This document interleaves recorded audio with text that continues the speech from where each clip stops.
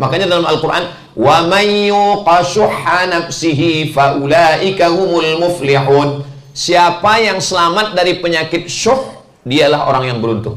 Tapi saya lihat terjemahannya, bakhil diartikan pelit, syuh pun diartikan pelit. Ini secara terjemah salah. Tapi memang bahasa kita nggak bisa mewakili itu. Bakhil dengan syuh itu bedanya gini. Misalnya kita bertiga, kita tiga jalan ke Surabaya. Lalu kemudian pas giliran jam sholat, makan, isoma, istirahat, sholat, makan, lalu kita berhenti makan. Pas setelah makan, giliran bayar, ada satu teman kita, dia panggil, berapa? 75.000. Bertiga? Iya. Dia keluarkan duitnya, dia bayar dia sendiri 25. Itu bahasa Arabnya bakhil. Tapi ada satu lagi, pas giliran bayar, dia izin ke belakang, mohon maaf ya, ke toilet dulu. Duit dia jangankan untuk orang lain, dia pun nggak mau makan duit dia. Ini namanya syuh. Makanya dalam Quran dikatakan wa may yuqa syuhha.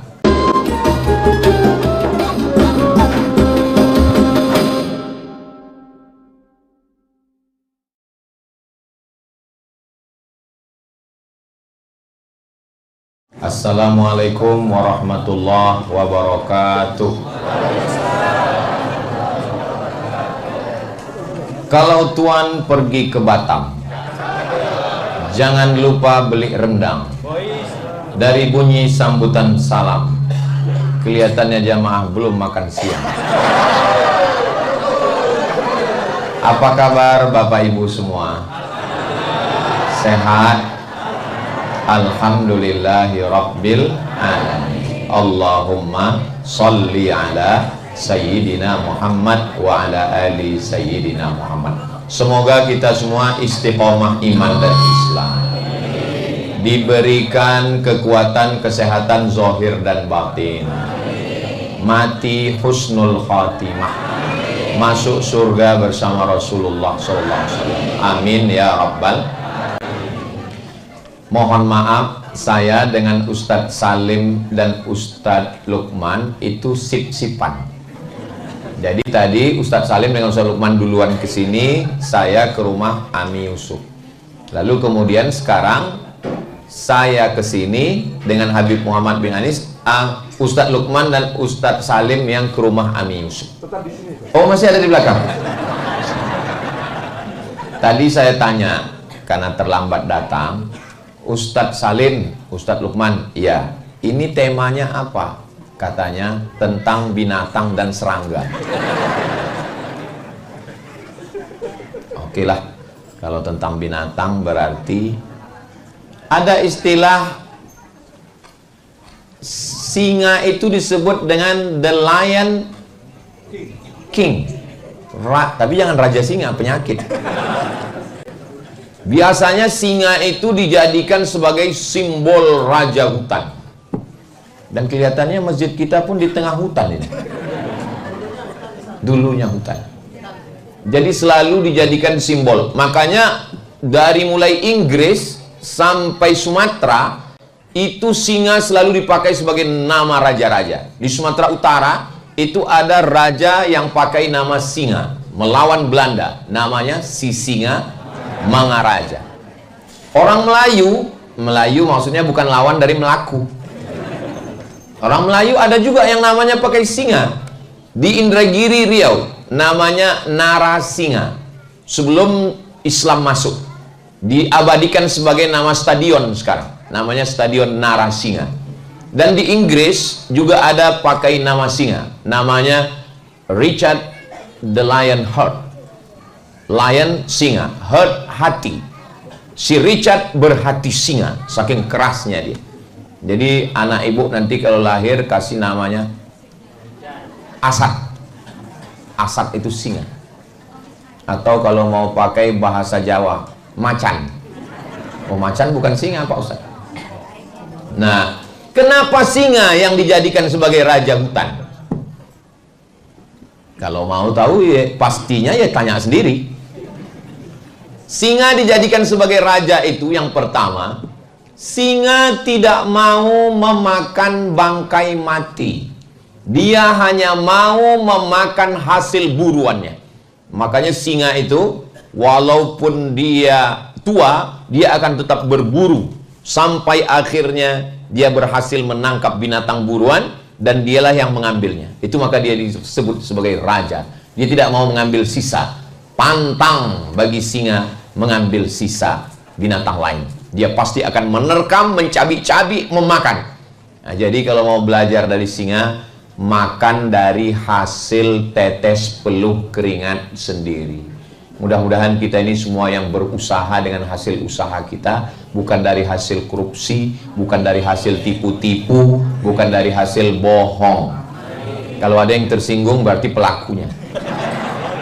Kuncin dengar tausiah Ustaz Somad itu satu aja, jangan tersinggung. Beberapa jamaah tersinggung, pulang ninggal.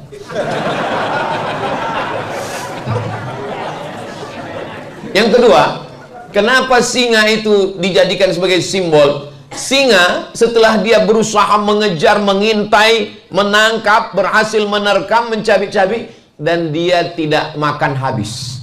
Setelah dia makan yang lembut-lembut, perutnya, jantungnya, hatinya, limpanya, dagingnya sedikit, habis itu dia pergi menyisakan. Ada sisa untuk hiena, ada sisa untuk serigala, ada sisa untuk anjing hutan. Dia tidak mau makan habis. Sekarang apa yang terjadi dengan kita? Ikan bakar tulang lunak, kucing meneteskan air mata. Jatah kami mana, bro? Tidak boleh istinja, mohon maaf, cebok dengan air, istinja, istijmar, dicuci, digosok dulu dengan batu. Tidak boleh dengan tulang. Kalau ketemu dengan tulang kambing, tulang onta, tulang kerbau, nggak boleh. Kenapa? Innahu ta'amu ikhwanikum. Karena tulang-tulang itu adalah makanan saudara kamu dari kalangan jin muslim. Makanya habis makan sup tulang, jangan dibiarkan tulangnya di dapur. Nanti mereka datang makan.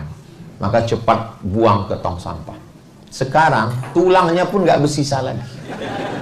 Habis semuanya. Makanya muncul istilah pepatah Arab, jud tasud. Dermawanlah kamu, maka kamu akan jadi pemimpin. Singa itu jadi pemimpin bukan karena dia sangar ditakuti, bukan hanya itu, tapi dia orangnya suka berbagi. Alhamdulillah Pak Ustadz, pemimpin kami suka berbagi. Berbagi hari Jumat? Enggak. Berbagi bulan Ramadan? Enggak. Terus berbagi 5 tahun sekali Pak Ustadz.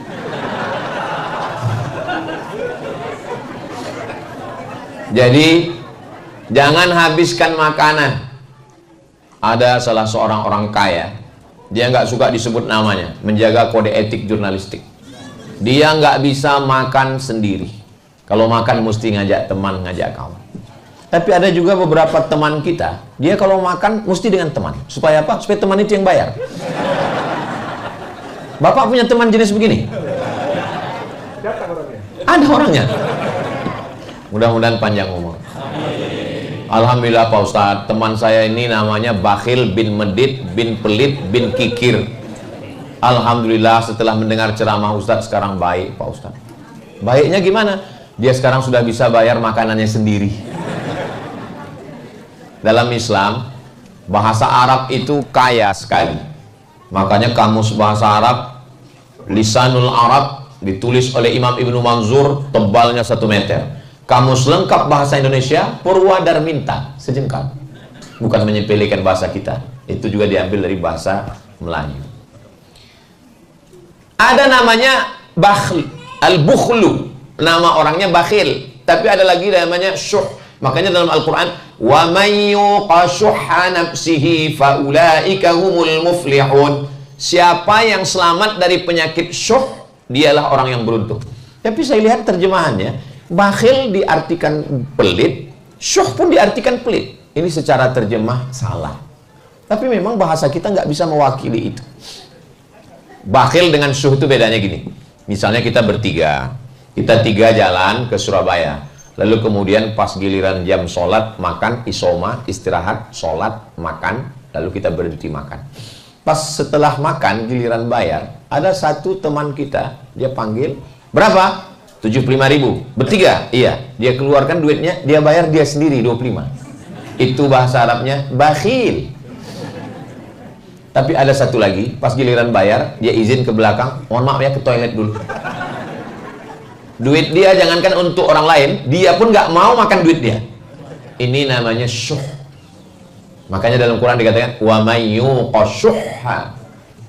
Saya diundang dalam satu acara makan. Kata ustadz yang makan dengan saya, Ustadz Somad jangan tahan makan, makan aja. Jadi banyak jamaah ini menduga saya ini kurus karena nahan makan. Saya ini nggak pernah diet dan jarang puasa sunnah. Saya ini kurus memang sudah takdir begini. Ustadz ada pantangan satu, pantang dekat. Habis, shadaqallahul azim. Makanya tadi di rumah Ami Yusuf, saya mau ngambil banyak, segan. Saya lihat yang lain dikit, nggak enak kan? Beda kita dengan Nabi masalah makan ini cuma tipis aja. Kalau Nabi itu makannya dikit, kalau kita dikit-dikit makan. Dikit-dikit makan. Nah, Ustadz jangan tahan makan, makan aja. Saya punya teman Pak Ustadz, kalau lewat 10 kol diesel, itu yang 3 punya orang, yang 7 punya dia. Kaya sekali. 10 kol diesel lewat, 7 punya dia, 3 yang punya orang. Hebat dia, hebat Pak Ustadz. Kebun karet, kebun sawit, kolam ikan, punya dia. Mana dia sekarang? Ninggal. Dulu waktu hidup Pak Ustadz, kalau dia pergi kemana-mana, bawa tas laptop. Ustadz tahu isinya apa? Apa? Pisang rebus. Kalau lapar dia buka, dia kupas.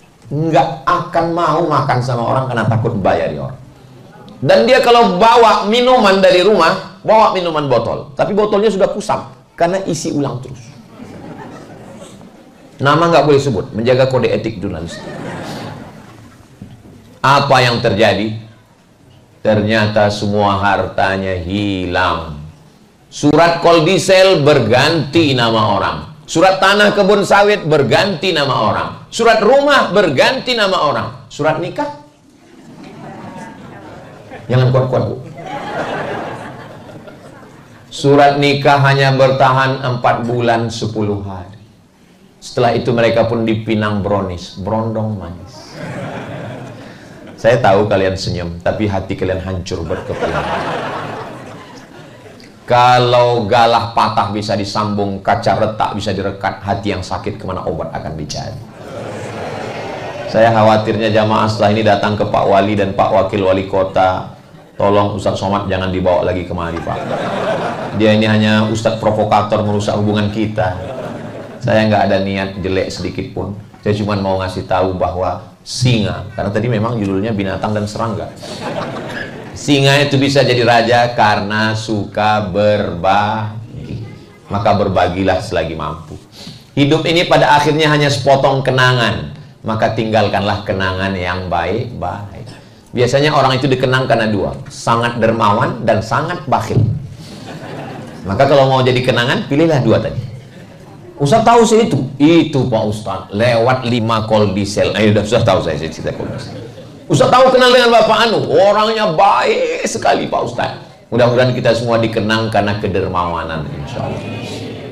Pertama, singa tidak mau makan kecuali hasil kejaran buruannya. Kedua, singa tidak mau makan habis. Kalau Tuan beli peniti, jangan ditusukkan ke sayur kubis. Kalau mik sudah mati-mati, itu tanda waktu sudah mau habis.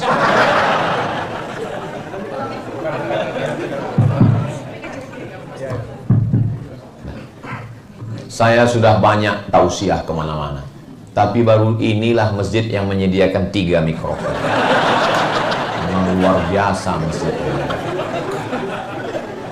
ini. Pasti masyarakat sekitar ini adalah singa-singa semua.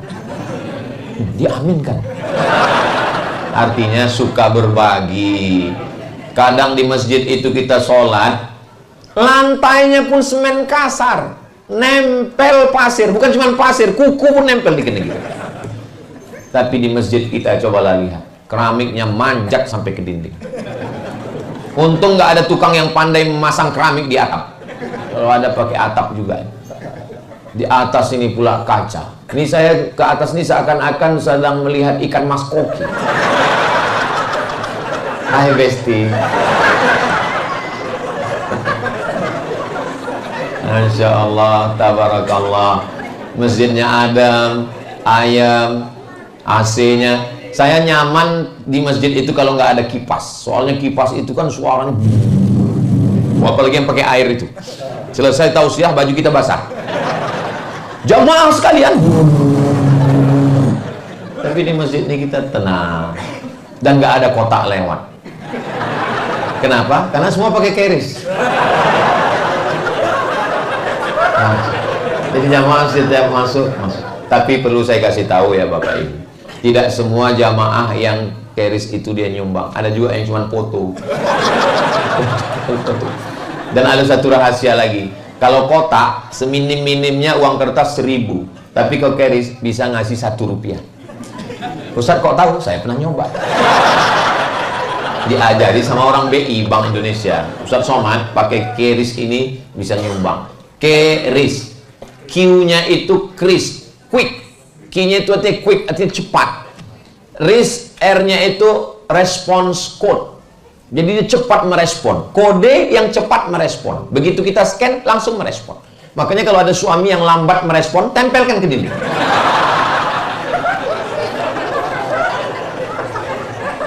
Quick respon code yang kita banggakan kris, I-nya itu adalah Indonesia, S-nya standar. Kris quick respon code Indonesian standard.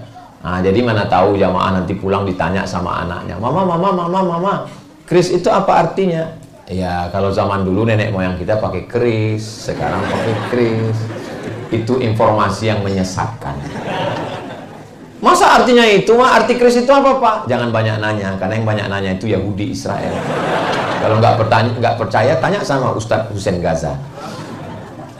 Pak Wali Kota, Wakil Wali Kota, Ketua DPRD, beserta anggota, Bapak Kapolresta, Bapak Dandim dan Ramil, para alim ulama, para asatiz, Aswaja Center, semua yang berhadir ini dimuliakan Allah Subhanahu wa Ta'ala. Udah selesai rajanya, singa. Sekarang satu lagi, karena tadi kata Ustadz Salim 2, binatang dan serangga. Serangga yang mau kita bahas ini adalah masalul mu'minin kamatsalin nahli. Orang beriman itu seperti lebah. Kenapa orang beriman itu seperti lebah? Ternyata setelah diteliti, lebah itu ada 4 keistimewaannya. Apa keistimewaan lebah? Jangan kemana-mana, kita lanjutkan setelah yang satu ini. Kalau masuk TV gitu biasanya, iklan mau lewat. Lebah keistimewaannya yang pertama adalah lebah hanya memakan nektar saripati bunga. Kita belum pernah itu melihat ada lebah makan soto. Belum ada. Belum ada lebah tiba-tiba berkerumun di salah satu rumah makan namanya Lafayette. Belum ada. Ustaz kok tahu? Saya kan sering ke sana. Kemarin waktu Idul Fitri, saya dengan keluarga saya semua saya bawa ke sana. Mau ngasih tahu aja. Jadi lebah itu tidak mau makan yang jelek-jelek. Itulah kenapa Nabi mengatakan orang beriman itu seperti lebah, karena makanannya hanya yang baik-baik saja.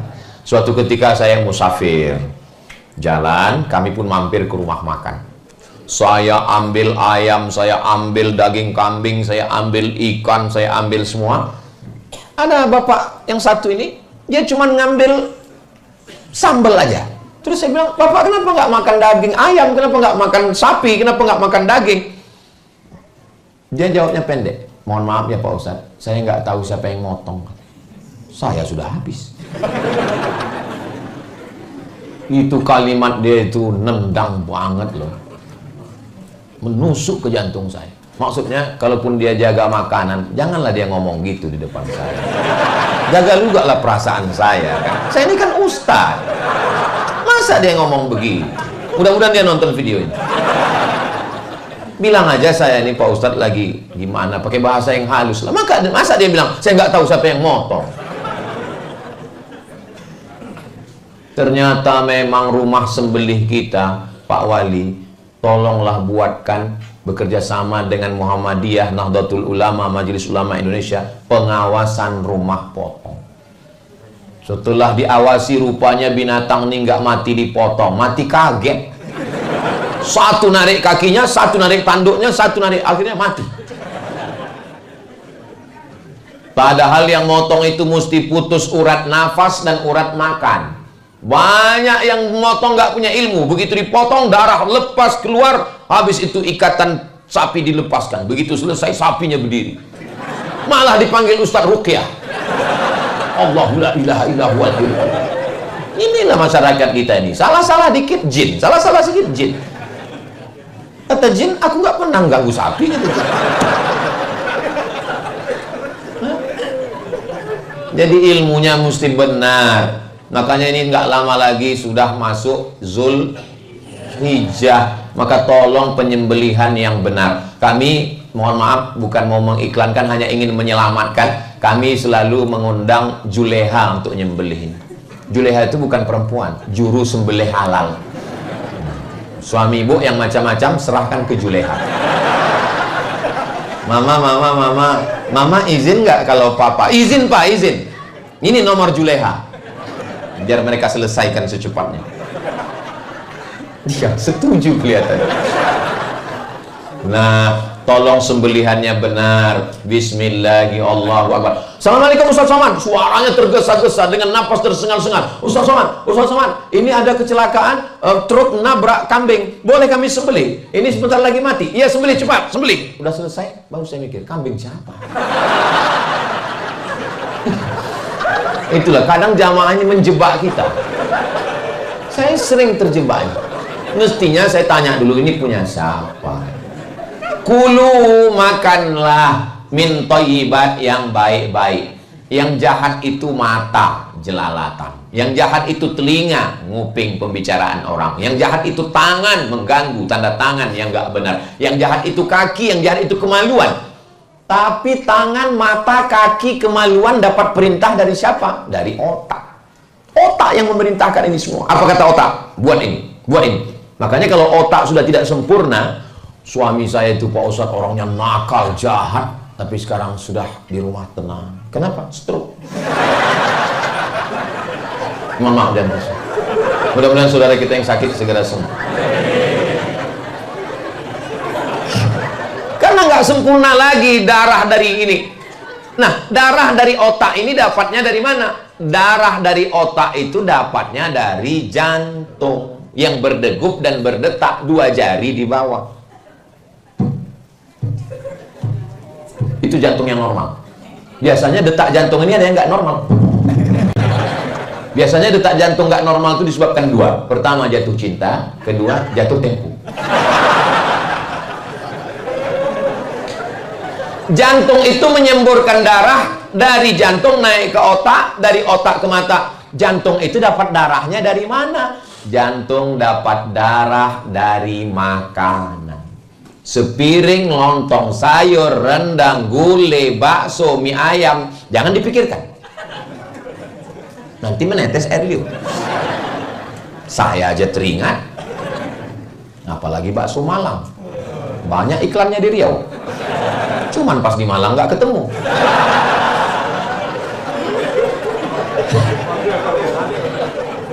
Dari setetes darah masuk ke jantung, dari jantung naik ke otak, dari otak ke mata. Maka kejahatan itu berawal dari makanan. Ibu, kalau suaminya nakal berarti makanannya nggak benar. Bagaimana supaya suami nggak nakal? Jangan kasih makan. Maka lebah makan. Yang kedua, ini makin siang kok makin lucu. Yang kedua, lebah hanya mengeluarkan yang baik-baik saja. Yang keluar dari lebah itu adalah madu. Sekarang orang makin minum madu, gulanya makin naik. Ternyata sarang lebah dimasak dengan gula merah, dicium baunya bau madu, ternyata gula. Wahai penjual madu oplosan, Ustadz nunjuk siapa? Yang nonton. Mudah-mudahan Allah selamatkan kita. Ustadz, madu yang asli ini gimana caranya? Bawa pulang ke rumah, kalau istri marah berarti asli.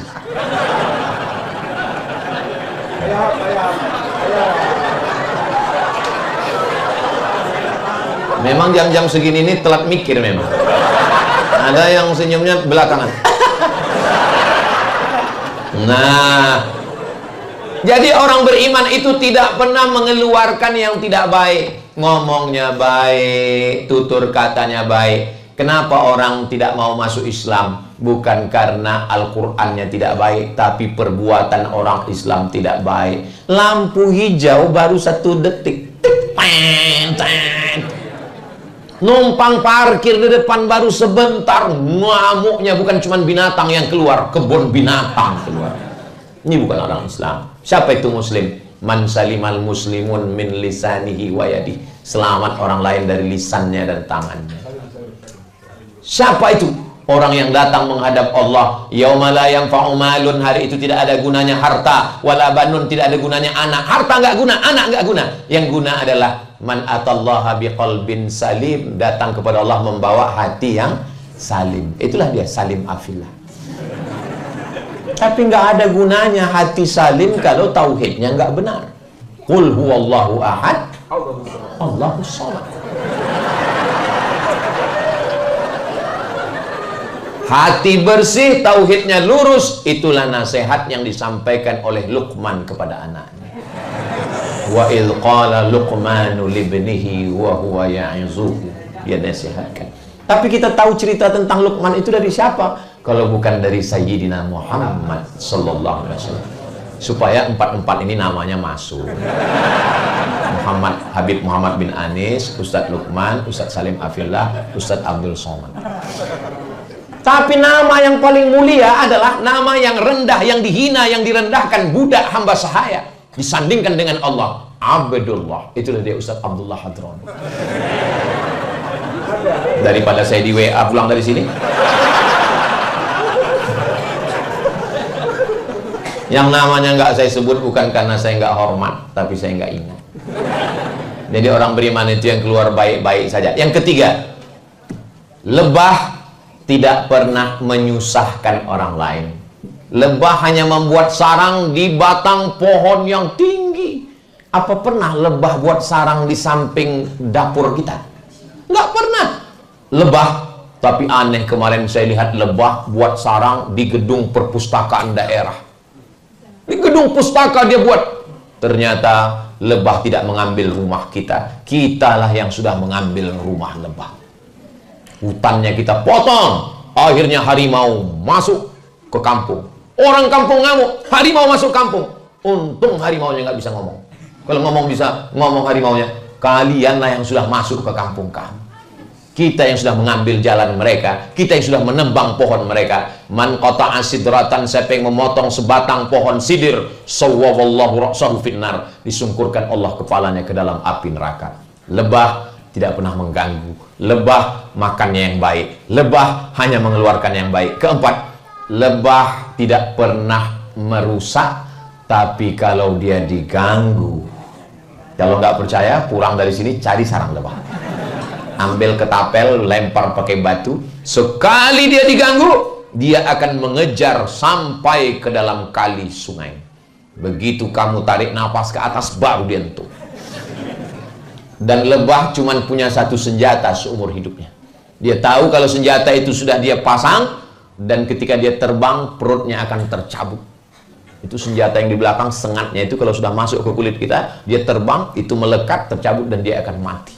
Karena prinsip lebah adalah ish kariman au mut syahidan. Hidup mulia atau mati syahid. Lebah nggak pernah ngomong gitu. Saya saja mencoba. Saya mencoba untuk menafsirkan. Bagi lebah lebih baik putih tulang daripada putih mata. Putih mata itu maksudnya ngelihat mahasiswi yang dulu kalian antar ke kampus sudah dipinang orang lain. Lebih baik putih tulang daripada putih mata. Apa maksudnya putih tulang? Ya banting tulang lah Pak Ustadz.